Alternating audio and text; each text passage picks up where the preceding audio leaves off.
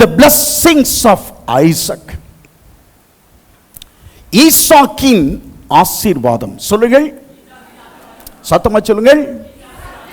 ஆமா, ஈசாக்கின் ஆசீர்வாதம், the blessings of Isaac. தீர்க்க தரிசனமாக இந்த நாளிலே உங்களோடு கூட கர்த்தர் பேச இருக்கிறார். அப்படியே வார்த்தை வருதுன்னு சொன்னா தேங்க்யூ லார்ட், ஆண்டவரே ஆவியானவரே உமக்கு ஸ்தோத்திரம், வார்த்தையை எனக்கு தான் மனசுக்குள்ளாரே சொல்லிக் கொள்ளுங்கள். தீர்க்கதரிசனமாய் கர்த்தர் உங்களோடு கூட பேச இருக்கிறார். There is a devil, பிசாசு என்று ஒருவன் இருக்கிறான். அவன் பொய்யனும் பொய்க்கு பிதாவுமாக இருக்கிறான். அவன் பொய்யனாக இருப்பது மாத்திரமல்ல, பொய்க்கு பிதாவாக இருக்கிறான். அநேக விசுவாசிகளிடத்தில் அவன் பெரிய ஒரு பொய்யை சொல்கிறான். என்ன ஒரு பொய்ன்னு சொன்னா, அவங்க ஆசீர்வாதமாக இருக்கிறது மாதிரி இவங்க பெற்றுக்கொண்ட ஆசீர்வாதத்தை போல ஒன்னால நீ ஆசீர்வாதத்தை அந்த ஆசீர்வாதத்தெல்லாம் பெற்றுக்கொள்ள முடியாது. அவங்க ஆசீர்வாதமா வாழ்கிறது போல உன்னால எந்த சூழ்நிலையிலும் எந்த நாளிலும் வாழ முடியாது. அவங்க ஆசீர்வாதத்தின் மேலே ஆசீர்வாதத்தை பெற்றுக்கொள்கிறது போல நீ ஒரு நாளிலும் பெற்றுக்கொள்ள மாட்டாய் என்று சொல்லி அவன் பொய், உங்களிடத்திலே பொய் சொல்கிறவனாய் இருக்கிறான். இந்த நாளிலே I am going to prove through the scriptures, வேத வாக்கியங்கள் மூலமாக அவன் சொல்வது பொய் என்பதை நான் உங்களுக்கு நிரூபித்து காட்ட விரும்புகிறேன். வேத வாக்கியங்களின் மூலமாக. நாசியிலே சுவாசம் உள்ளவர்களாய் நீங்கள் இருப்பீர்களே ஆனால், நாசியிலே சுவாசம் உள்ளவர்களாய் நீங்கள் இருப்பீர்களே ஆனால், if you are breathing. இரண்டாவது, உண்மையாகவே நீங்கள் மறுபடியும் பிறந்தவர்களாய், if you are really born again, நீங்கள் மறுபடியும் பிறந்தவர்களாய் நீங்கள் இருப்பீர்களே ஆனால், நீங்கள் இயேசுவின் இரத்தத்தோடு இயேசுவோடு உடன்படிக்கை செய்த பிள்ளைகளாக நீங்கள் இருப்பீர்களே ஆனால், உங்கள் ஒவ்வொருவரை குறித்து வேதம் சொல்கிற காரியம் சத்தியம். You are called to be blessed. நீங்கள் ஆசீர்வாதத்தை சுதந்தரித்துக் கொள்ளும்படிக்கு அழைக்கப்பட்டவர்களாய் இருக்கிறீர்கள். கரங்களை தட்டி கர்த்தருக்கு மகிமை செலுத்துவோமா? அப்படியே நெஞ்சில கை வச்சு சொல்லுங்க, நான் ஆசீர்வாதத்தை சுதந்தரித்துக் கொள்ளும்படிக்கு அழைக்கப்பட்டிருக்கிறேன். நீங்களா சொல்லுங்க. Very good. இன்னொரு தடவை சொல்லுங்க. நீங்க யாரா இருந்தாலும் சரி, மறுபடியும் பிறந்தவர்களா, நீங்கள் யாரா இருந்தாலும் சரி, இயேசுவின் இரத்தத்தினால் உடன்படிக்கை செய்தவர்களா, நீங்கள் ஆசீர்வாதத்தை சுதந்தரித்துக் கொள்ளும்படிக்கு நீங்கள் அழைக்கப்பட்டவர்களாய் இருக்கிறீர்கள். ஆமென் சொல்வீங்களா? இந்த நாளிலே ஈசாக்கின் வாழ்க்கையிலிருந்து சில சத்தியங்களை நான் உங்களோடு கூட பகிர்ந்து கொள்ள விரும்புகிறேன். ஆதியாகமம் 12வது அதிகாரத்திலே தேவன் ஆபிரகாமை சந்திக்கிறார். அந்த சந்திப்பானது ஆபிரகாமினுடைய நம்முடைய வழக்க சொல்லின்படி, நம்முடைய உலகத்திலே, இந்த உலகத்திலே எல்லாரும் பேசுகிற அந்த வழக்க சொல்லின்படி தலை எழுத்தையே, ஆபிரகாமுடைய தலை எழுத்தையே, அவனுடைய வாழ்க்கை தடத்தையே, trajectory of his life, அவனுடைய வாழ்க்கை தடத்தையே மாற்றுகிறதும் அல்லாமல் அவன் சார்ந்த சமூகத்திலும் பெரிய ஒரு மாற்றத்தை ஏற்படுத்தியது. ஆமென் சொல்வீங்களா? ஆமாம். மறுபடியும் சொல்லுகிறேன், கர்த்தர் ஆபிரகாமை சந்தித்தார். அந்த சந்திப்பு ஆபிரகாமுடைய தலையெழுத்தையே மாற்றிவிட்டது. அவருடைய வாழ்க்கை தரம் அல்ல, trajectory of his life. It changed the trajectory of his life. அவருடைய வாழ்க்கை தடத்தையே, வாழ்க்கை பாதையையே மாற்றியதும் அல்லாமல் அவனை சார்ந்த மற்றவர்களுடைய சமூகத்திலும், அவனை சார்ந்த சமூகத்திலும் அது பெரிய மாற்றத்தை ஏற்படுத்தினது. தெரியுமா உங்களுக்கு? கர்த்தர் உங்களை அழைத்திருக்கிறார். கர்த்தர் உங்களை தெரிந்து கொண்டிருக்கிறார். ஆமென் சொல்வீங்களா? ஆமாம். கர்த்தர் உங்களை தமக்கென்று தெரிந்து கொண்டது எவ்வளவு உண்மையோ, அந்த அழைப்பு, கர்த்தர் ஸ்தோத்திரம், அந்த அழைப்பு உங்கள் வாழ்க்கையை மாற்றுவது மட்டுமல்லாமல் உங்களோடு கூட தொடர்புடைய எல்லாருடைய வாழ்க்கையும் மாற்றுவதாக இருக்கிறது. நிச்சய மாற்றும். ஆமென் சொல்லுவீங்களா? கர்த்தர் உங்களை அழைத்திருக்கிறார் என்றால், கர்த்தர் உங்களை தெரிந்து கொண்டிருக்கிறார் என்றால், உங்களுடைய வாழ்க்கையை மாற்றுவதும் அல்லாமல் உங்களை சார்ந்த எல்லாருடைய வாழ்க்கையும் மாற்றுவதாக இருக்கிறது. ஆமென் சொல்வீங்களா? அது நிச்சயம் மாற்றும்.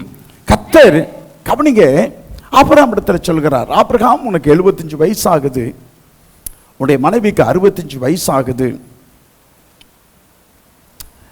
நீ உன் தேசத்தையும் உன் இனத்தையும் உன் தகப்பன் வீட்டாரையும் விட்டு புறப்பட்டு நான் உனக்கு காண்பிக்கும் தேசத்திற்கு புறப்பட்டு போ என்று சொன்னார். நான் உனக்கு காண்பிக்கும் தேசத்திற்கு புறப்பட்டு போ என்று சொன்னார். அதனுடைய மொழிபெயர்ப்பு சொல்லுகிறது, நான் உனக்கு காண்பிக்கும் தேசத்திற்கு புறப்பட்டு வா என்று சொன்னார். ஆமென் சொல்வீங்களா? புறப்பட்டு வா. புறப்பட்டு போ என்பதற்கும் புறப்பட்டு வா என்பதற்கும் வித்தியாசம். புறப்பட்டு போ என்றால் வேற ஒரு அர்த்தம், புறப்பட்டு வா என்றால் வேற ஒரு அர்த்தம். என்ன அர்த்தம்? புறப்பட்டு வா என்றால் கொஞ்சம் வாப்பா,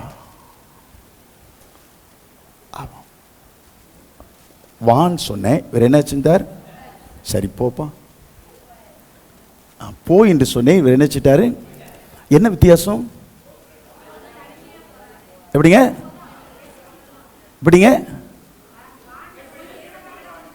வான்னு சொல்லும்போது அவர் அவர் இருக்கிறார். ஆமென் சொல்வீங்களா? ஆமாம், இருக்கிறார். கர்த்தர் ஸ்தோத்திரம். நான் உனக்கு காண்பிக்கும் தேசத்துக்கு புறப்பட்டு வான்னு சொன்னா ஏற்கனவே கர்த்தர் அங்கே இருக்கிறார். ஆமென் சொல்வீங்களா? ஏற்கனவே இருக்கிறார். நீ வான்னு சொல்லி அவனை அழைக்கிறார். கர்த்தர் ஸ்தோத்திரம். அவனை கர்த்தர் அழைக்கிறார். அப்போ கர்த்தர் ஸ்தோத்திரம். கர்த்தர் இடத்துல எதிர்பார்க்கிறது என்னன்னு சொன்னா, வா அப்படின்னு சொல்லி அவனை கூப்பிட்ட உடனே அவர் என்னை பின்பற்ற வேண்டும் என்று நான் அவரிடத்தில் எதிர்பார்ப்பு வைத்திருக்கிறேன். ஆமென் சொல்வீங்களா? கர்த்தர் உங்களை தெரிந்து கொண்டார் என்று சொன்னால், கவனிங்க, கர்த்தர் உங்களை தெரிந்து கொண்டார் என்று சொன்னால் அவருக்கு நீங்கள் ஒவ்வொரு நாளிலும் ஒவ்வொரு காரியத்திலும் நீங்கள் அவரை கீழ்ப்படிந்து பின்பற்ற வேண்டும் என்று தேவன் எதிர்பார்க்கிறார். ஆமென் சொல்வீங்களா? ஆமா. நான் உனக்கு காண்பிக்கும் தேசத்துக்கு புறப்பட்டு வா என்று சொன்னாரே ஒழிய எந்த தேசம் என்று சொல்லல. நல்ல கவனிங்க, எந்த தேசம் என்று சொல்லவில்லை. He didn't tell Abraham where it is. அது எங்கே இருக்கிறது என்றும் சொல்லவில்லை. புறப்பட்டு வான்னு சொன்னாரு. Follow me, என்னை பின்பற்று என்று சொன்னார். அவர் பின்பற்றினார். ஆனா அந்த தேசம் எங்க இருக்குதுன்னு சொல்லல. அந்த தேசம் எப்படிப்பட்டது என்று சொன்னார். அந்த தேசம் எங்க இருக்குது என்று சொல்லல. வீட்டில் போய் வேத வாஸ்து பாருங்க. கர்த்தர் ஸ்தோத்திரம். ஏன் சொல்லலன்னு சொன்னா, எப்போ கர்த்தர் உங்களை ஃபாலோ மீன் சொல்லுகிறாரோ, அவரை பின்பற்று என்று சொல்லி கர்த்தர் கேட்டுக்கொள்கிறாரோ, அப்போ நீங்க கர்த்தர் ஸ்தோத்திரம் அவரை பின்பற்ற வேண்டும் என்று அவர் எதிர்பார்க்கிறார். ஆமென் சொல்வீங்களா? Until you do the first thing, I am not going to tell about the next thing. முதல் காரியத்திற்கு நான் செய்ய சொன்ன முதல் காரியத்தை நீங்கள் செய்யாத வரைக்கும் செய்ய வேண்டிய அடுத்த காரியத்தை பற்றி நான் சொல்லவே மாட்டேன். ஆமென் சொல்வீங்களா? ஆமா. Until you do the first thing, I am not going to tell about the next thing. அப்போ பின்பற்றுன்னு சொன்னா ஃபர்ஸ்ட் ஸ்டெப் எடுத்து வைக்க சொன்னா ஃபர்ஸ்ட் ஸ்டெப் முதல் ஸ்டெப்பை எடுத்து வைக்கணும். அடுத்த காரியத்தெல்லாம் கர்த்தர் சொல்லுகிறது கிடையாது. நீங்க ஃபர்ஸ்ட் ஸ்டெப் எடுத்து வச்சா தான் அடுத்த ஸ்டெப்பை கர்த்தர் எடுத்து வைப்பார். ஆமென் சொல்வீங்களா? ஆம். விசுவாசத்தினால் இந்த காரியத்தை நீங்கள் செய்ய வேண்டும் என்று வாட்டவர் கர்த்தர் எதையெல்லாம் செய்ய சொல்லி உங்களை நடத்துகிறாரோ அதையெல்லாம் நீங்கள் செய்ய வேண்டும். ஆமென் சொல்வீங்களா? ஆமாம். ஆபிரகாமுக்கு ஒன்று தெளிவாக தெரியும்.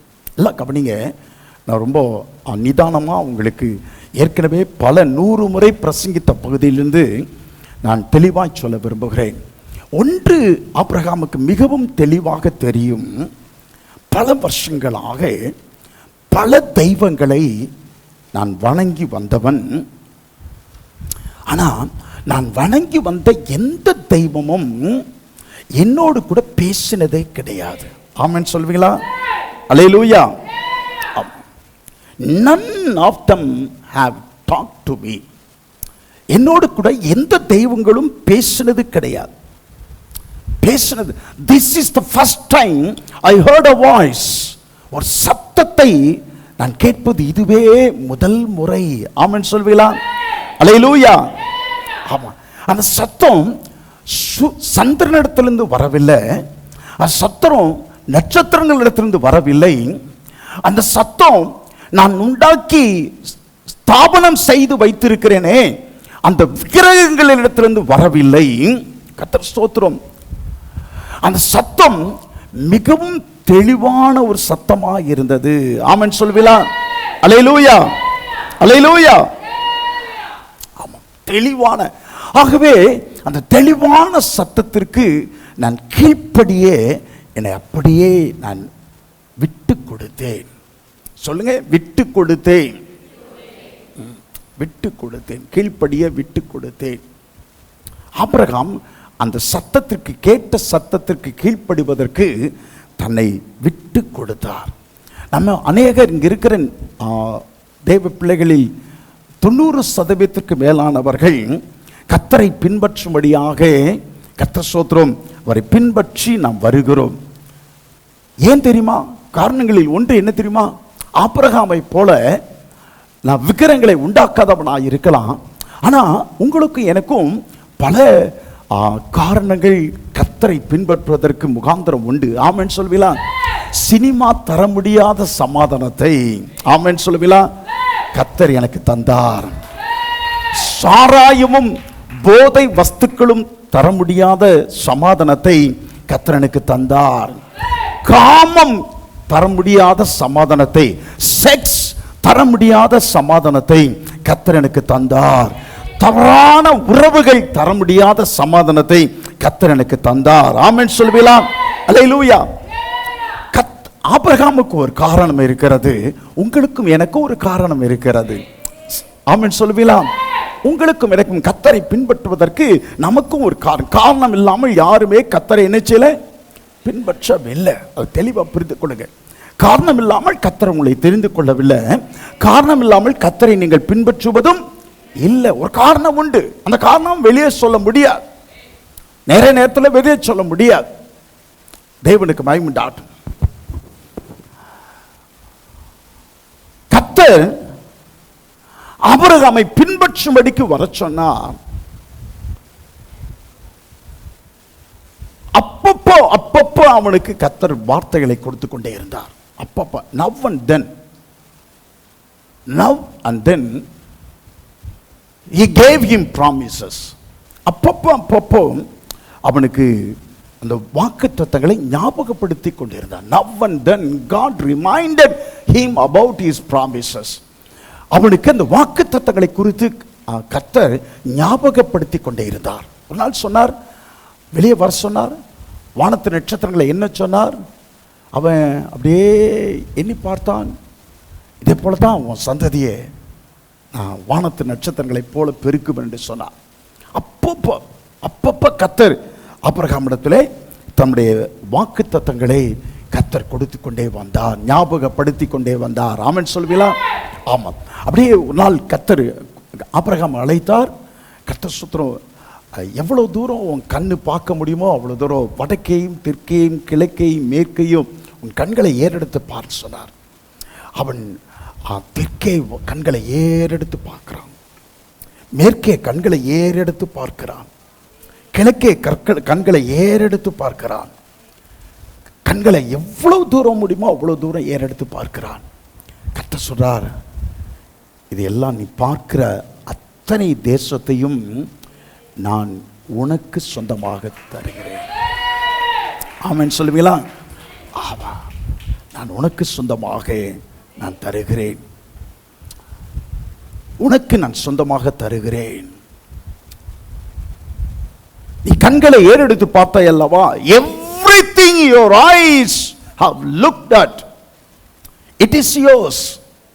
உன் கண்கள் ஏறெடுத்து பார்த்த அத்தனை தூரமும் அத்தனை இடமும் உன்னுடையது. ஆமென் சொல்வீங்களா? உன்னுடையது, உன்னுடையது. நான் அதை உனக்கும் உன் சந்ததிக்கும் சந்ததியினுடைய சந்ததிக்கும் சந்ததியினுடைய சந்ததிக்கும் சந்ததியினுடைய சந்ததிக்கும் நான் அதை சுதந்திரமாக தருகிறேன். ஆமென் சொல்லுவீங்களா? ஆமா. ஏன் சபைக்கு வருகிறோம் தெரியுமா? சபைக்கு வருகிறதுடைய காரணம் கர்த்தரை ஆராதிப்பது மாத்திரம் அல்ல. சபையிலே கர்த்தர் அவ்வப்போது தம்முடைய வாக்குத்தத்தங்களை என்னிடத்திலே நினைவுபடுத்திக் கொண்டே இருக்கிறார். சத்தமா ஆமென் சொல்வீங்களா? ஆமா, நினைவுபடுத்திக் கொண்டே இருக்கிறார் வாக்குத்தத்தங்களை. ஒரு கால் இந்த வாக்குத்தத்தங்களை நீங்க அசதியாய் விட்டு இருந்தால், மறந்து போயிருந்தால், கர்த்தர் அவ்வப்போது வாக்குத்தத்தங்களை நமக்கு நினைவுபடுத்திக் கொண்டே இருக்கிறார். ஆமென் சொல்லுவீங்களா? இந்த வாக்குத்தத்தங்கள் எல்லாவற்றையும் எனக்கு மாத்திரமல்ல, கர்த்தர் ஸ்தோத்திரம், இந்த பிள்ளைகளுக்கு மாத்திரமல்ல, இந்த பிள்ளைகளுடைய சந்ததிக்கும் சந்ததியினுடைய சந்ததிக்கும் அந்த வாக்குத்தத்தங்கள் கொடுக்கப்பட்டிருக்கிறது. ஆமென் சொல்லுவீங்களா?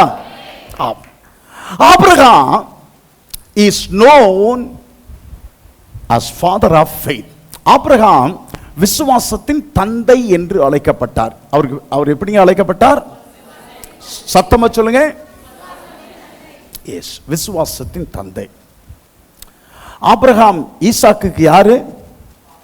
அப்பா. சரி, ஈசாக்குடைய மகன் யாரு? இல்ல, மகன் யாரு? யாக்கோபு. ரைட். யாக்கோபு எப்படி அழைக்கப்பட்டார் தெரியுங்களா? Very good, very good, very good. யாரோ ஒருத்தர் சொன்னாங்க இஸ்ரவேல். இஸ்ரவேல் என்று அழைக்கப்பட்டார். யாக்கோபுக்கு இன்னொரு அர்த்தம் எதிர்மா? கர்த்தர் ஸ்தோத்திரம், பெருக்கத்தின் தந்தை. இவர் எப்படி விசுவாசத்தின் தந்தையோ அதே போல யாக்கோபு father of multiplication. Father of multiplication, பெருக்கத்தின் தந்தை. சொல்லுங்கள், பெருக்கத்தின் தந்தை. ஆபிரகாம் யாருங்க? விசுவாசத்தின் தந்தை. யாக்கோபு யாருங்க? பெருக்கத்தின் தந்தை. ஆனா ஈசாக்கை பற்றி வேதம் குறைவாகவே தகவல்கள் தருகிறது. குறைவாகவே தகவல் தருகிறது. ஆரம்பம் எப்படி குழந்தை பிள்ளையெல்லாம் அதெல்லாம் விட்டுருங்க, அவனுடைய வாழ்க்கையில ஒரு நாள் கர்த்தர் அதிகாலையிலே அவனுடைய அப்பா அவனை எழுப்புறார். ஈசாக்கை ஏந்திரி ஏந்திரி ஏந்திரி ஏந்திரி, கிளம்பு கிளம்பு கிளம்பிட்டார். அதிகாலையில் எங்க ஏதுன்னு கேட்கவே இல்லை. நாளை காலையில் இங்கே இருக்கிற முதல் வரிசையில் இருக்கிற எல்லாரையும் அவங்க அப்பா வந்து வாலிப பிள்ளைங்களை, எப்போ ஜான் ஒன்றும் இல்லை, எப்போ பாலாஜி ஒன்றும் இல்லை, இந்த பிள்ளைங்களை ரேவதி வந்து எப்பா உன்னை எழுப்பி காலையில் 4:30 மணிக்கு ஏஞ்சி உங்கள் அம்மா வந்து எழுப்பி இதே ஏந்திரா ஏந்திரா. உங்கள் அப்பா இருக்காரா? ஊருக்கு போயிட்டாராப்பா? செல்லப்பா இருக்காரா? ஸ்டீஃபன் இருக்காராப்பா? இருக்காரா? உங்கள் அப்பா வந்து காலையில் 4 மணிக்கு டே ஏந்திரா ஏந்திரா ஏந்திரானா உடனே ஏஞ்சிருவானா? உடனே ஏஞ்சிருவானா? எந்திரிக்க மாட்டான். அவன் எந்திரிச்சான் பார்த்தீங்களா? அவன் எந்திரிச்சா பார்த்தீங்களா? அவனை அப்படியே மலைக்கு கூட்டிகிட்டே போகிறாரா? கூட்டிக்கிட்டே போகிறாரா? ஆமாம், மலைக்கு மேலே கொண்டு போயிட்டாரா? போகிற வழியிலே உனக்கு டவுட்டு வருதா? என்ன டவுட்டு வருது? ஆமாம், கயிறு இருக்குது, விறகு இருக்குது, கட்டை இருக்குது, நெருப்பு இருக்குது, எல்லாம் இருக்குது. எங்கே இல்லை? ஆட்டுக்குட்டி இல்லை. அவன் டவுட்டு வருது. அப்பாட்ட கேட்குறான், டவுட்டில் கேட்குறான், அப்பா ஆட்டுக்குட்டி எங்கேன்றான். அதுக்கு அப்பா என்ன சொல்ல சமாளிக்கிறார், என்ன செய்கிறாரு? அதெல்லாம் பார்த்துக்குவார், நீ வாடா. அதெல்லாம் அவன் கேட்ட ஒரே கேள்வி, ஆட்டுக்குட்டி எங்கேன்னு சொல்லி கேட்குறான். அதெல்லாம் கர்த்தர் பார்த்துக்குவார்னு சமாளிச்சிட்டார். ஆபிரகாம் சமாளிச்சிட்டார். இப்போது அங்கே கொண்டு போயிட்டு எல்லாத்தையும் குறிப்பிட்ட இடத்துல கர்த்தர் சொன்ன அந்த குறிப்பிட்ட இடத்திற்கு வந்ததுக்கப்புறம் அவன் ஒரு கயிறை பிடி, இங்கே வாப்பா, அதை வச்சுட்டு வாப்பா, ஒரு அந்த கயிறோட ஒரு நுனியை பிடிச்சிட்டியா? இப்போ கயிறோட இன்னொரு நுனியை தெரியுமா செய்கிறாரு?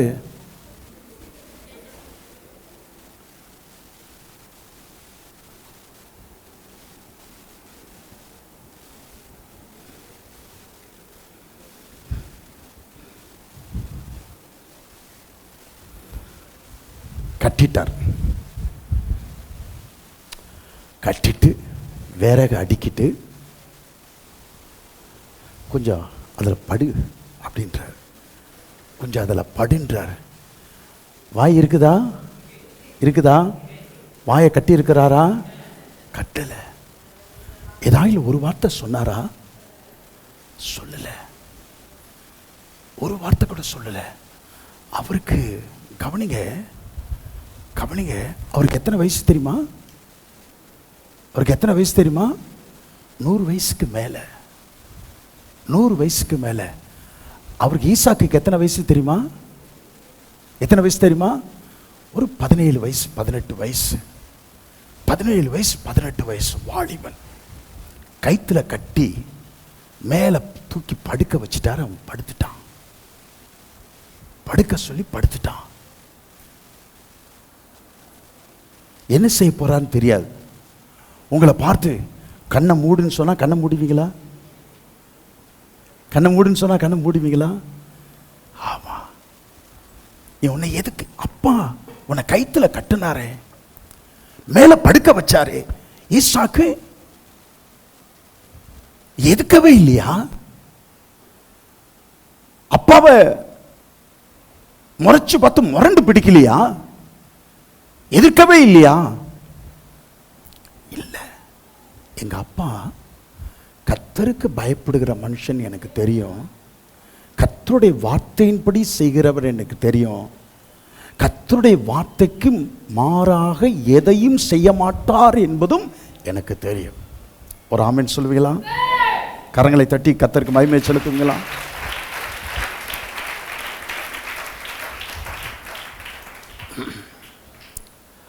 அகஸ்டின் ஜெபக்குமார் அவருடைய மகளை ரஷ்ய தேசத்தில்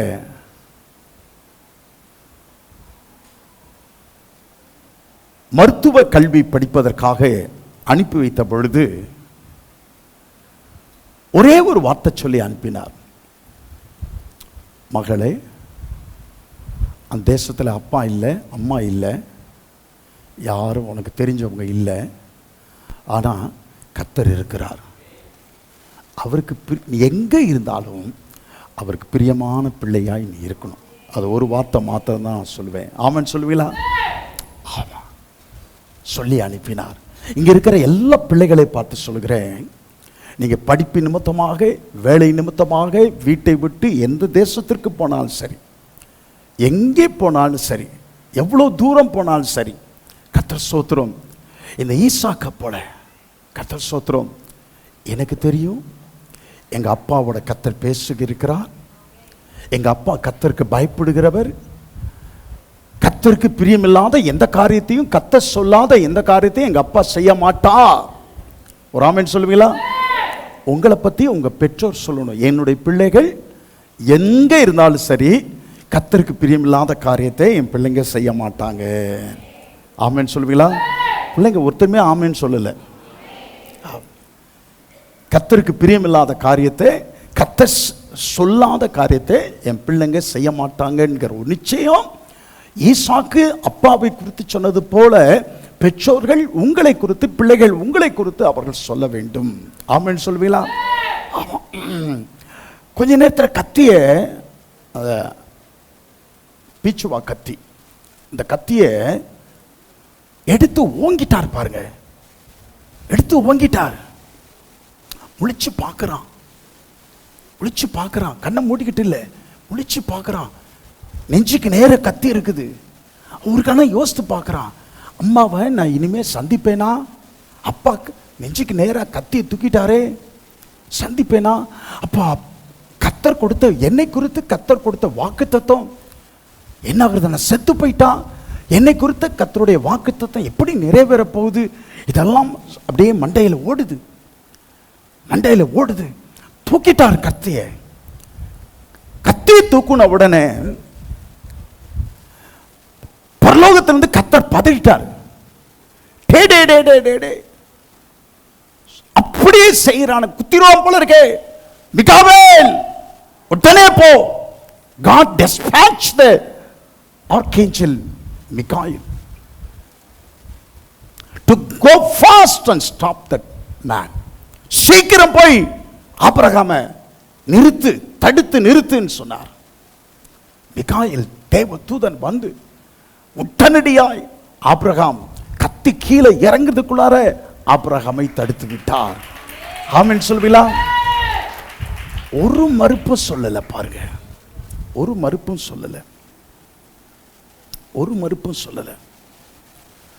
அதற்கப்புறம் ஈசாக்கை பற்றி, ஈசாக்கிற்கும் ஆபிரகாமிற்கும் தகப்பனுக்கும் மகனுக்கும் இடையே இருக்கிற உறவு பற்றி வேதம் சொல்லவே இல்லை. ஈசாக்கு ஆபிரகாமை சந்தித்ததை அல்லது ஆபிரகாம் ஈசாக்கை சந்தித்ததை ஒரு குறிப்பும் சொல்லப்படவே இல்லை. ஆமா, அவங்க திரும்ப போயிருப்ப எப்படி போயிருப்பாங்கன்னு நினைக்கிறீங்க? எப்படி போயிருப்பாங்கன்னு நினைக்கிறீங்க? அப்படியே அப்புறம் முன்னே போக இவர் பின்னே வர பேசியிருப்பாங்களா? பேசியிருக்கவே மாட்டாங்க, பேசியிருக்கவே மாட்டாங்க. ஈசாக்கு don't tell to your mother, அம்மா கிட்ட இதை பற்றியெல்லாம் ஒன்றும் சொல்லாத,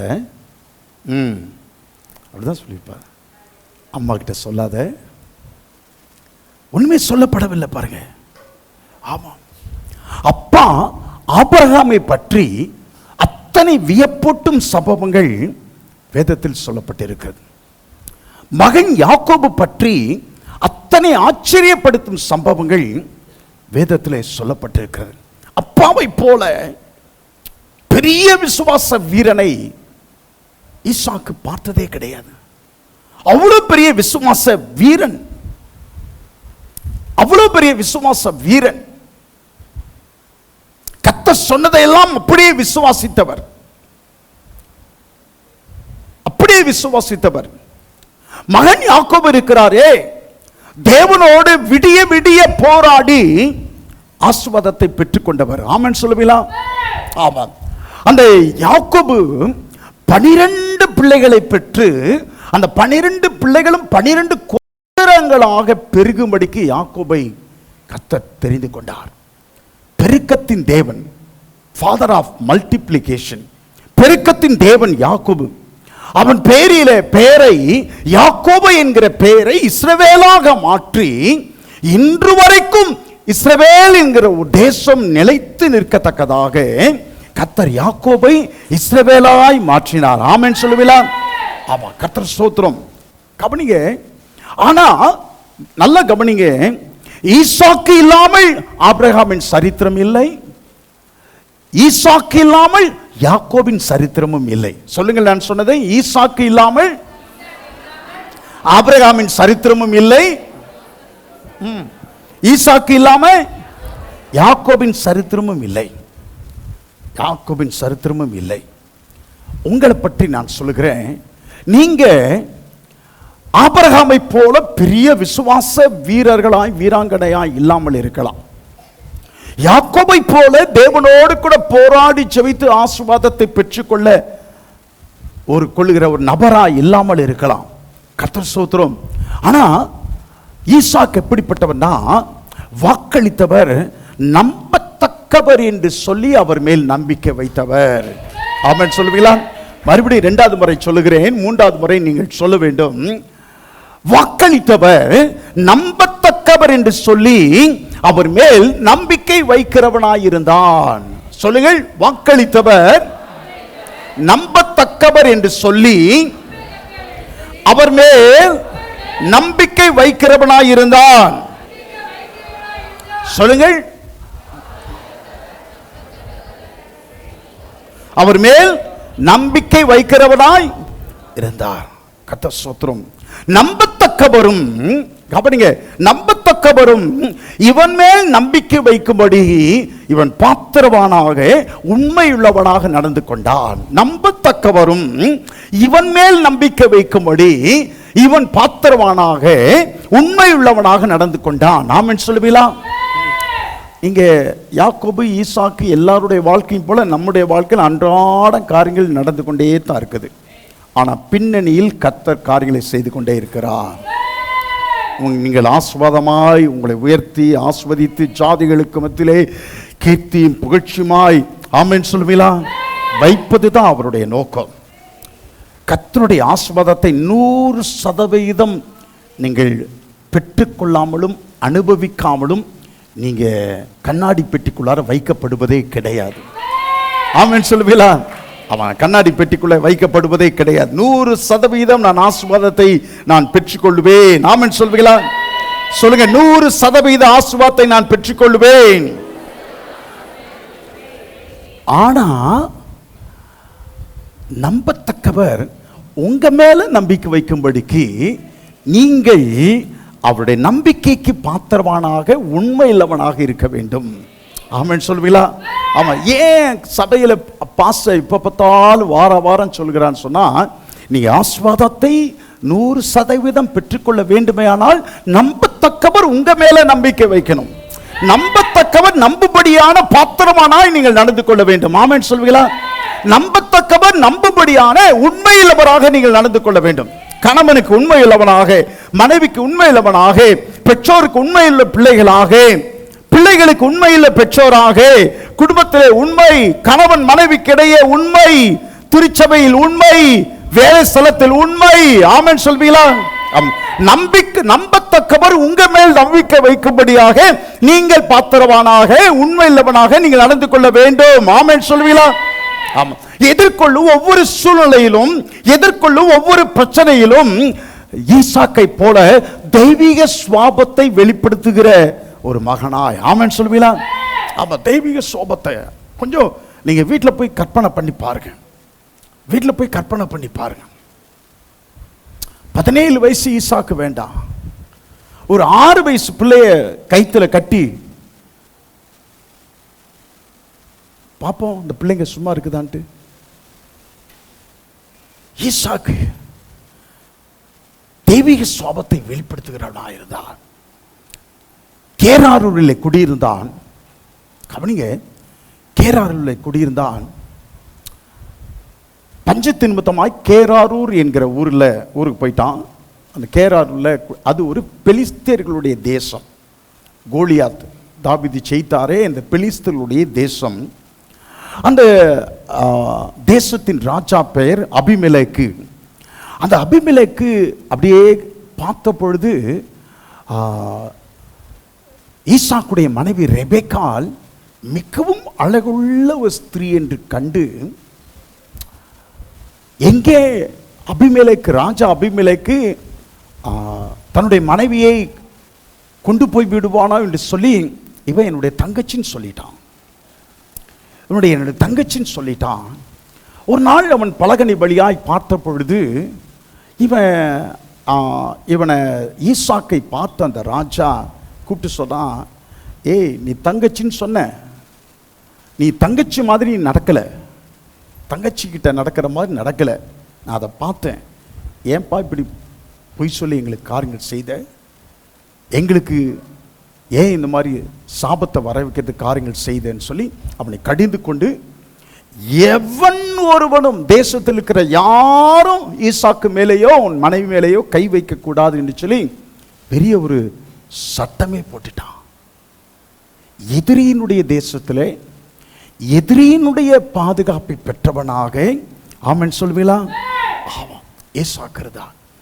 அந்த எதிரியினுடைய தேசத்திலே, பெலிஸ்தீனுடைய தேசத்திலே, இவனுடைய அப்பா இடத்துல அல்ல, சொந்த வயலில் அல்ல, பெலிஸ்தருடைய தேசத்திலே, இந்த எனிமிஸ் டெரிட்டரி, பெலிஸ்தருடைய தேசத்திலே இவன் அந்த வருஷம் விதைத்தான்.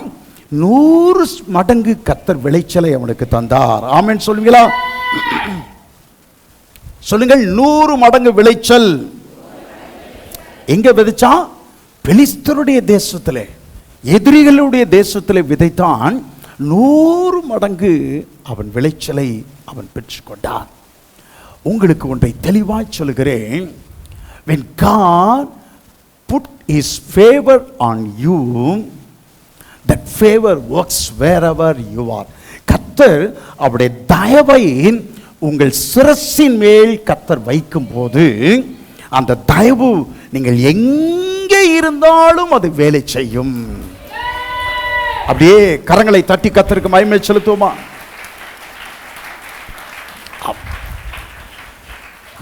தீர்க்க தரிசனமாய் இந்த வார்த்தைகள் எடுத்துக்கொள்ளுங்கள். கர்த்தர் கர்த்தர் தம்முடைய தயவை உங்கள் மேல் வைக்கும் போது அந்த தயவு நீங்கள் எங்கே இருந்தாலும், நீங்கள் எப்படி இருந்தாலும் உங்களிடத்திலே அந்த தயவு வேலை செய்யும். ஆமென் சொல்லுவீங்களா? It can be at your college.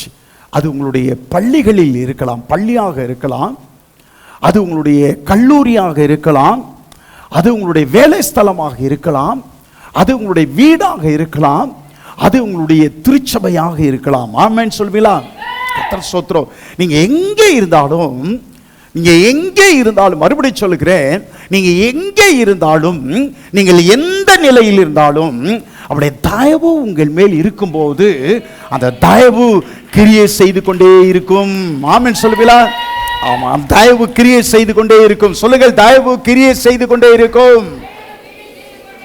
கர்த்தருடைய தயவு என் மேலே, அவர் தயவு என் மேலே.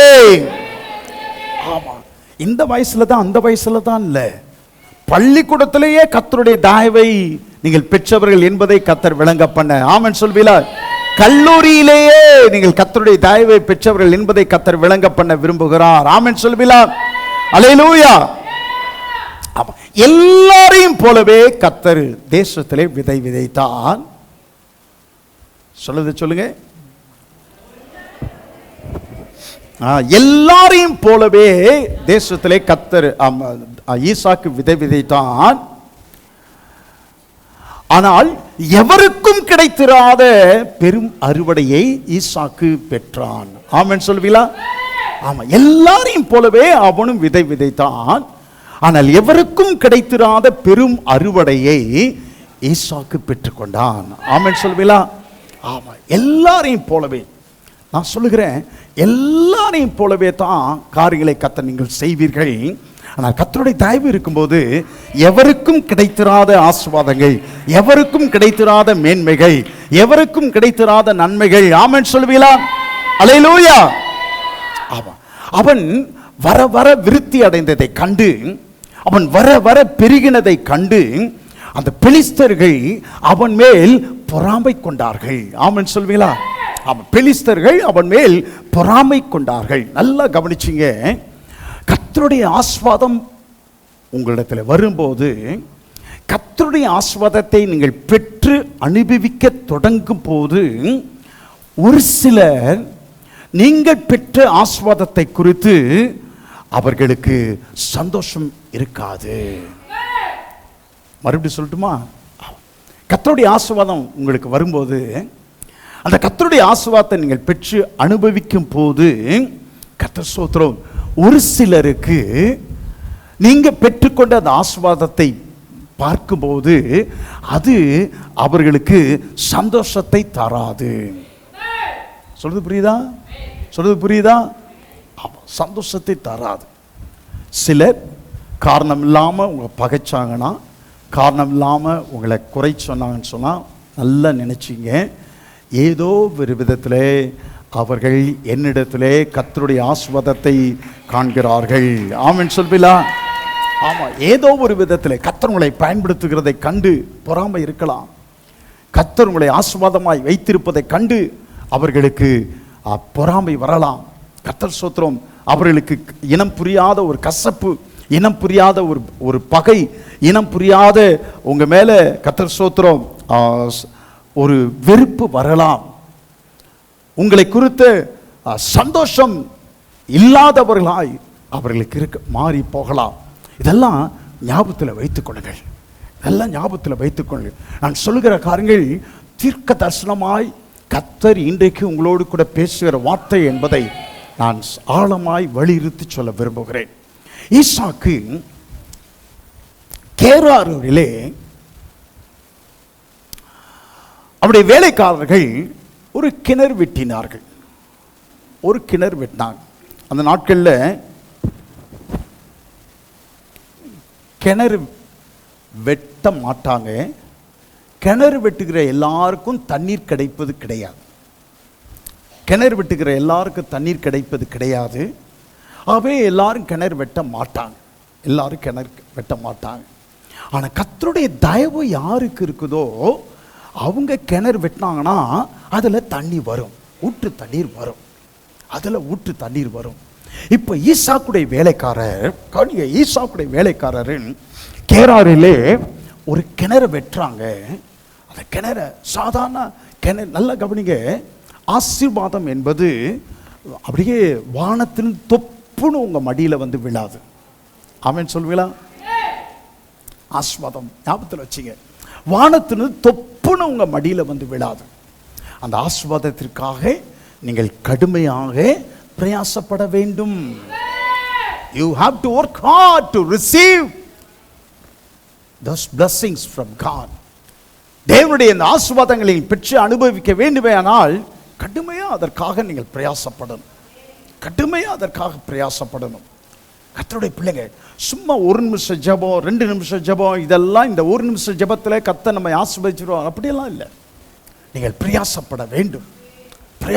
கிணறு வெட்டுறது சாதாரண காரியம் அல்ல. வறண்ட இடம். அப்போ ஈசாக்குடைய வேலைக்காரர் ஒவ்வொரு முறையும் அப்படியே ஒவ்வொரு முறையும் கடும் பிரயாசம். தண்ணீர் நீரூற்றை கண்டார்கள். நீரூற்றை பார்த்த உடனே எல்லாரும் கொண்டாட்டம், ஒரே சந்தோஷம். ஈசாக்கை கூப்பிடுகிறாள். ஈசாக்கு டென்ட்டில் இருக்கிறார், கூடாரத்தில் இருக்கிறார். ஈசாக்கை அழைத்து நீரூற்றை காண்பிக்கிறார்கள். எல்லாரும் அந்த நீரூற்றின் நிமித்தமாய் சந்தோஷப்பட்டு கொண்டாடி கொண்டிருக்கும் போது அந்த கேராரின் மேய்ப்பர் இடத்துல வந்து அவர்களோட கூட வாக்குவாதம் பண்ணுகிறார்கள். அவர்களோட கூட வாக்குவாதம் பண்ணி இந்த நீரூற்று எங்களுடையது என்று சொல்லி அவர்கள் வாக்குவாதம் பண்ணினார்கள். ஆமென் சொல்வீங்களா?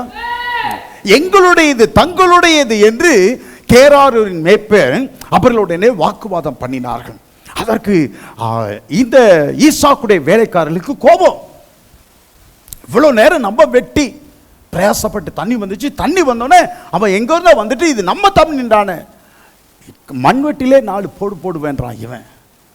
அவன் இங்க போடு பாரு. ரெண்டு பேருக்கும், 2 வேலைக்காரர்களுக்கும், கேராரின் மேய்ப்பருக்கும் ஈசாக்குடைய வேலைக்காரர்களுக்கும் பெரும் வாக்குவாதம். அந்த வாக்குவாதத்தின் நடுவிலே இப்பொழுது ஈசாக்கு வந்து நிற்கிற. என்ன விஷயம்னு சொல்லுகிறார். நாங்க 3 நாளா நாங்க வெட்டிக்கிட்டு இருக்கோம். ஈசாக்கு தலைவரே, 3 நாளா வெட்டி இப்பதான் நீரூற்று வந்திருக்குது. எங்கோ இருந்து இந்த மேய்ப்பர்கள் வந்து இது எங்களுடைய நீரூற்று என்று சொல்லுகிறார்கள் அப்படின்னா, அதுக்கு ஈசாக்கு கவனிங்க, ஈசாக்கு ரொம்ப கூலா அந்த இடத்திற்கு ஏசேக்கு என்று பெயரிட்டார். என்னன்னு பெயரிட்டாரு?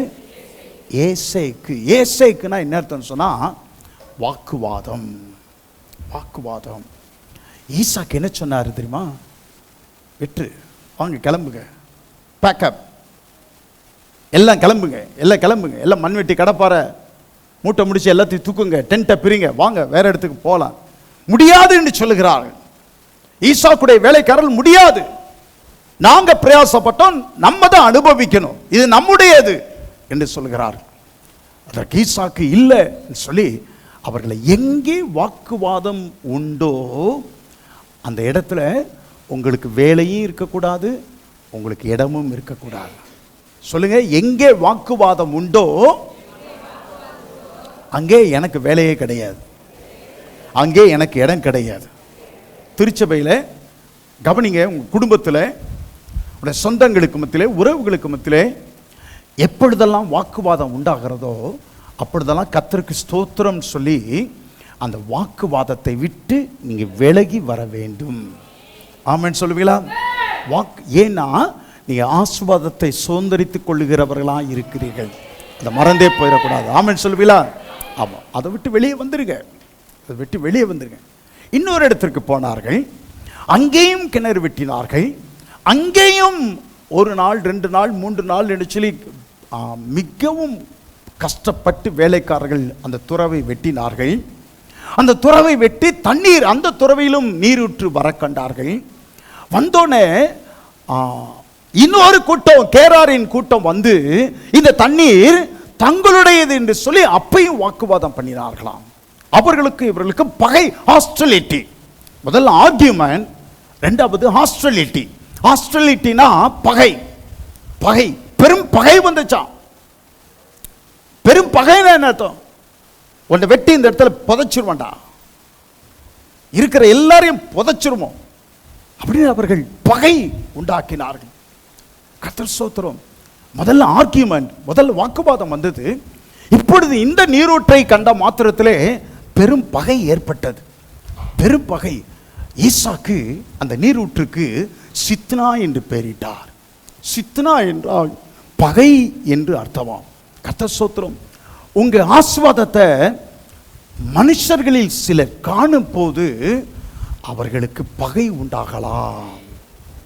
மறுபடியும் சொல்லுகிறேன், உங்க ஆசீர்வாதத்தை மனுஷர்களில் சிலர் காணும் போது உங்களுக்கு உங்கள் மேல் அவர்களுக்கு பகை உண்டாகலாம். ஆமென் சொல்வீங்களா? Your faith is not true faith until it is tested. உங்களுடைய விசுவாசம் சோதிக்கப்படுகிற வரைக்கும் உங்களுடைய விசுவாசம் உண்மையான விசுவாசமாய் இருக்க முடியாது. நீங்க கர்த்தர் மேல் வைத்திருக்கிற விசுவாசம் சோதிக்கப்படுகிற வரைக்கும் அது உண்மையான விசுவாசமாய் இருக்க முடியாது. சொல்லுங்கள், நான் கர்த்தர் மேல் வைத்திருக்கிற விசுவாசம் சோதிக்கப்படுகிற வரைக்கும் அது உண்மையான விசுவாசமாய் இருக்க முடியாது. ஆமா, surely your character will be tested. Your faith is not a real faith, true faith until it is tested. உன்னுடைய விசுவாசம் சோதிக்கப்படும். வெளியே நல்ல விசுவாசி தான், கவனிங்க, வெளியே நல்ல விசுவாசி தான். என்னையும் சொல்லுகிறேன், வெளியே நல்ல பாஸ்டர் தான், வெளியே நல்ல பாஸ்டர், அப்படியே ஒயிட் அண்ட் ஒயிட் பரிசுத்தவானாய் இருக்கிறார், பரிசுத்தவானாய் இருக்கிறார். ஆனால் உள்ளே இருக்கிறது உங்க யாருக்குமே தெரியாது. உங்க உள்ளுக்குள்ளார இருக்கிற மறைந்திருக்கிற அந்த சுவாபங்கள் இருக்குதே, அது யாருக்குமே தெரியாது. அது யாருக்குமே தெரியாது. அது எப்போ தெரியும்னு சொன்னால், கர்த்தர் ஸ்தோத்திரம், அது பரீட்சைக்கு கர்த்தர் அனுமதிக்கும் போது தான். ஆமென் சொல்லுவீங்களா? ஆமாம், கர்த்தர் அனுமதிக்கும் போது தான். எப்படிப்பட்ட விசுவாசியாக, எப்படிப்பட்ட சுவாபம் உள்ளவராக, உள்ளான சுவாபம் உள்ளவனாக இருக்கிறாய் என்பதை அறிந்து கொள்வதற்காகவே கர்த்தர், நீ அறிந்து கொள்ள வேண்டும் என்பதற்காகவே, கர்த்தர் அறிந்து கொள்வதற்காக அல்ல. கர்த்தருக்கு தெரியும். ஆமென் சொல்வீங்களா? ஆமா, கர்த்தருக்கு தெரியும். ஆமா, நான் எப்படின்னு கர்த்தருக்கு தெரியும். என்னுடைய வெளி தோற்றம் கர்த்தருக்கு தெரியும். என்னுடைய உள்ளான இருதயம் கர்த்தருக்கு தெரியும். என்னுடைய உள்ளான சுவாபம் கர்த்தருக்கு தெரியும். உத்தம இஸ்ரவேலன் சொல்லுகிறார். ஆமென் சொல்லுவீங்களா? கபடற்ற உத்தம இஸ்ரவேலன், கபடற்ற. அப்போ பார்க்கும்போதே, அவனை பற்றி பார்க்கும்போதே, நத்தானியேலை குறித்து சொல்லும்போதே, கபடற்ற, இதோ கபடற்ற உத்தம இஸ்ரவேலன். அப்போ அவன் உள்ளுக்குள்ள எப்படிப்பட்ட சுவாபம் உடையவனா இருக்கிறான் என்பது கர்த்தருக்கு தெரியும். அவருக்கு தெரியும். ஆனா நீங்க அறிந்து கொள்ள வேண்டும் என்பதற்காகவே கர்த்தர் சில நேரங்களிலே உங்கள் குடும்பத்தின் நடுவிலே, சபை நடுவிலே, உங்கள் உறவுகளுக்கு நடுவிலே கர்த்தர் அவர் டெஸ்ட் வைக்கிறார். ஆமென் சொல்வீங்களா? பரீட்சை வைக்கிறார். அப்பதான் நீங்க கொஞ்சம் கூட வெட்கப்படாமலும், கொஞ்சம் கூட மாய்மாலம் பண்ணாமலும், ஓ, எனக்குள்ளே இப்படிப்பட்ட சுவாபம் இருக்கிறது என்பதை நீங்கள் அறிந்து கொள்ள வேண்டும். ஆமென் சொல்லுவீங்களா? ஆமாம். தனியாக போய், ஆண்டவரே சாரி லார்ட், என்னை சுட்டி காட்டுகிறதுக்காக நன்றி. எனக்குள்ளார இன்னும் அந்த எரிச்சல் இருக்கு, எனக்குள்ளார இன்னும் அந்த பழி வாங்குகிற குணம் இருக்குது, பழி வாங்கணுன்ற அந்த வேகம் இருக்குது, எனக்குள்ள இன்னும் அந்த பொறாமை இருக்குது, எனக்குள்ளார இன்னும் இன்னும் இன்னும் கர்த்தர் ஸ்தோத்திரம் மன்னியாமல் இருக்குது. அப்போது அதுக்காக தான் டெஸ்ட் வைக்கிறார். அதுக்காக தான் டெஸ்ட் வைக்கிறார். கர்த்தர் ஸ்தோத்திரம். எதற்கு ஆங்கிலத்தில் டெஸ்ட் வைக்கிறாங்க? உங்களுக்கு நீங்கள் ஆங்கிலம் சரளமாக உங்களுக்கு தெரியுதா இல்லையா என்பதற்காகத்தான் டெஸ்ட்டு. ஆமாம், அந்த டெஸ்ட்டில் தோத்துட்டா நீங்கள் மனப்பூர்வமாக என்ன சொல்லணும்? சொல்லுங்கள், என்ன சொல்லணும்? ஆங்கிலம். ஃபிசிக்ஸில் நீங்கள் தோற்று போகிறீங்க, ஃபெயில் மார்க்குன்னு சொன்னால் நீங்கள் மனசார ஏற்றுக்கொள்ளணும். இல்லை இல்லை, நான் நல்லா தான் எழுதினேன், நான் நல்லா தான் எழுதினேன், நான் நல்லா தான் எழுதினேன். நம்ம சப்போர்ட் கட்டுவோம் பாருங்கள். எங்கள் அப்பாட்ட சொல்லுவேன், மார்க் ஷீட் வரும்போது எங்கள் அப்பாட்ட சொல்லுவேன், நான் 49, ஃபஸ்ட்டு மார்க்கே 54 தான்ப்பா அப்படின்வேன். ஃபஸ்ட்டு மார்க்கே 54. எப்பா ஃபஸ்ட்டு மார்க் எவ்வளோ நான் கேட்டேன் உன்ட்ட ஃபஸ்ட்டு மார்க் எவ்வளோ நான் கேட்டேன். நீ ஏன்பா 49 வாங்கியிருக்கேன்னு தான் கேட்டேன். நீ ஏன்பா 49 வாங்கியிருக்கேன், ஃபஸ்ட் மார்க் எவ்வளோ நான் கேட்டேன் அப்படின்வார். அது மாதிரி ஆண்டவர் அநேக நேரத்தில் நம்மை பார்த்து கேட்பார். ஆமாம், அநேக நேரத்தில் நம்மை பார்த்து கேட்பார். ஆமாம், அவனை மாதிரி இல்லை இவனை மாதிரி, அவனை மாதிரி இல்லை இவனை மாதிரி இல்லைன்னு நான் உன்ட்ட கேட்டேன். நான் என்னை உணர்ந்து கொள்ள வேண்டும் என்பதற்காகவே கர்த்தர் சூழ்நிலைகளை, பிரச்சனைகளை குடும்பத்திலே, உறவுகளிலே, சபையிலே ஏற்படுத்துகிறார். ஆமென் சொல்வீங்களா? அல்லேலூயா, அல்லேலூயா.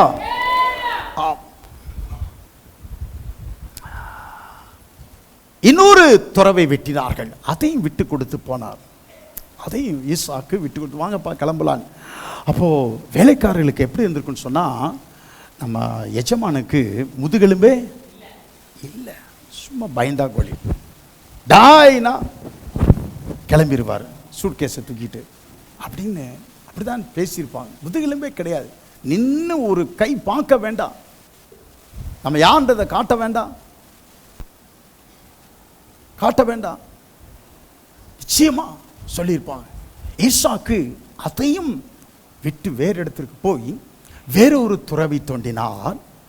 அந்த துறவை தோண்டும் போது அந்த துறவையிலும் நீரூற்று வர கண்டார்கள்.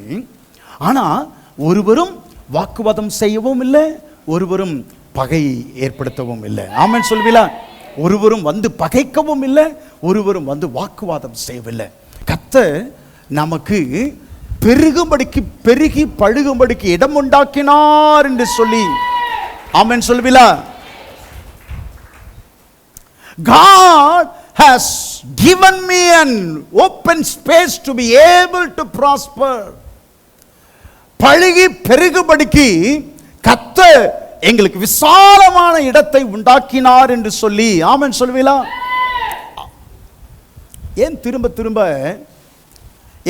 திரும்ப ஒரே காரியத்தை கர்த்தர் அனுமதித்தா தெரியுமா? ஈசாக்குடைய வாழ்க்கையில எல்லாரையும் பார்த்து சொல்லுகிறேன், கவனிங்க. தீர்க்கதரிசனமாய் ஒரு வார்த்தை சொல்லுகிறேன். ஏன் திரும்ப அந்த துறவு காரியங்களை, ஒரு துறவை வெட்ட, வாக்குவாதம் செய்ய, ஒரு துறவை வெட்ட, பெலிஸ்தர் வந்து பகை ஏற்படுத்த, ஏன் திரும்ப ஒரே விதமான காரியத்தை, பிரச்சனையை கர்த்தர் ஈசாக்குடைய வாழ்க்கையில அனுமதித்தா தெரியுமா? ஒரு பெரிய வெளிப்பாட்டை ஈசாக்கு பெற்றுக்கொண்டார். ஆமென் சொல்லுவீங்களா? அவன் பெரிய வெளிப்பாடு.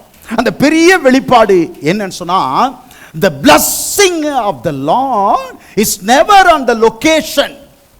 கர்த்தருடைய ஆசீர்வாதம் ஒரு இடத்தை மையமாக கொண்டது அல்ல. சொல்லுங்கள், கர்த்தருடைய ஆசீர்வாதம் ஒரு இடத்தை, இன்னொரு தடவை சொல்லுங்க, கர்த்தருடைய ஆசீர்வாதம் ஒரு இடத்தை மையமாக கொண்டது அல்ல. ஈசாக்கு அவ்வளவு பிரயாசப்பட்டு அந்த துறவை தோண்டி நீரூற்றை கண்டு, நீரூற்று வந்த பிறகு, தண்ணீர் வந்த பிறகு அவனால் எப்படி அந்த இடத்தை விட்டு ரொம்ப லகுவா அலட்டிக்காம இன்னொரு இடத்துக்கு எப்படி போக முடிஞ்சது தெரியுமா? எப்படி போக முடிஞ்சது தெரியுமா? ஈசாக்கு மிகவும் தெளிவாய் ஒன்றை அறிந்திருந்தார். the blessing was not on the place. அந்த இடத்தில் கர்த்தருடைய ஆசீர்வாதம் அல்ல. ஆமென் சொல்வீங்களா? the blessing is on me. என் மேலே கர்த்தருடைய ஆசீர்வாதம். என்ன இவ்வளோ அப்படியே சுணக்கமா வருது? என் மேலே கர்த்தருடைய ஆசீர்வாதம். சத்தமா சொல்ல, என் மேலே கர்த்தருடைய ஆசீர்வாதம். the blessing is on me. yes, the blessing is on me. என் மேலே கர்த்தருடைய ஆசீர்வாதம். ஆசீர்வாதம் என் மேலே. சொல்லுங்கள், ஆசீர்வாதம் என் மேலே. அதனால தான் என் மேலே கர்த்தருடைய ஆசீர்வாதம் இருக்கிறதுனால தான் நான் பட்டணத்திலும் ஆசீர்வதிக்கப்பட்டிருப்பேன், கிராமத்திலும் வெளியிலும் ஆசீர்வதிக்கப்பட்டிருப்பேன். ஆமென் சொல்லுவீங்களா? ஆமா, கர்த்தருக்கு ஸ்தோத்திரம். சென்னையிலே போனா தான், துபாய் போனா தான், அமெரிக்கா போனா தான் போங்க, நல்லது, கர்த்தர் ஸ்தோத்திரம், வரவேற்கிறேன், சபைக்கு ரொம்ப ஆசீர்வாதம். ஆனா அங்கத்தான் இல்ல, எங்கே இருந்தாலும் கர்த்தருடைய ஆசீர்வாதம் இடத்தின் மேல இல்ல, உங்க மேல. சொல்லுங்க, ஏன் மேல தான் ஆசீர்வாதம், ஏன் மேல தான் ஆசீர்வாதம். எதுக்கு சொல்றேன்னா, சில பேர் அப்படியே America America America America, Canada Canada Canada Canada Canada, Dubai Dubai Dubai, அவங்க போயிட்டாங்க இவங்க போயிட்டாங்க, நான் இன்னும் போலையே அப்படின்ட்டு அப்படியே இல்லை இல்லை இல்லை, அதெல்லாம் பார்க்காதீங்க. உங்கள் மேலே ஆசீர்வாதம். நீங்கள் பட்டணத்திலும் ஆசீர்வதிக்கப்பட்டிருப்பீர்கள், நீங்கள் வெளியிலும் கிராமத்திலும் ஆசீர்வதிக்கப்பட்டிருப்பீர்கள். ஆமென் சொல்வீங்களா? ஆமாம். போகையிலும் ஆசீர்வதிக்கப்பட்டிருப்பாய், வருகையிலும் ஆசீர்வதிக்கப்பட்டிருப்பாய். அப்படின்னா என்ன அர்த்தம்? போகையிலும் ஆசீர்வதிக்கப்பட்டிருப்பாய் என்ன அர்த்தம்? உடனே இல்லை, wherever I go the blessing is there. நான் எங்கே போறேனே அங்கே ஆசீர்வாதம் அங்கேயும் வரும். ஆமென் சொல்வீங்களா? ஆமா, கர்த்தர் ஸ்தோத்திரம். உங்க அத்தை வீட்டுக்கு போனீங்கன்னா அத்தை வீட்டுக்கு ஆசீர்வாதம் உங்களோடவே வரும். ஆமென் சொல்லுவீங்களா? உங்க பெரியப்பா வீட்டுக்கு இந்த வெக்கேஷனுக்கு போனீங்கன்னா உங்க பெரியப்பா வீட்டுக்கு ஆசீர்வாதம் உங்களோடவே வரும். ஆசீர்வாதம் உங்க மேல தான், இடத்துல அல்ல. ஆமென் சொல்லுவீங்களா? ஆசீர்வாதம் உங்க மேல. பக்கத்துல பார்த்து சொல்லுங்க, ஆசீர்வாதம் உங்க மேல தான். ஆமென். ஆசீர்வாதம் உங்க மேல தான்.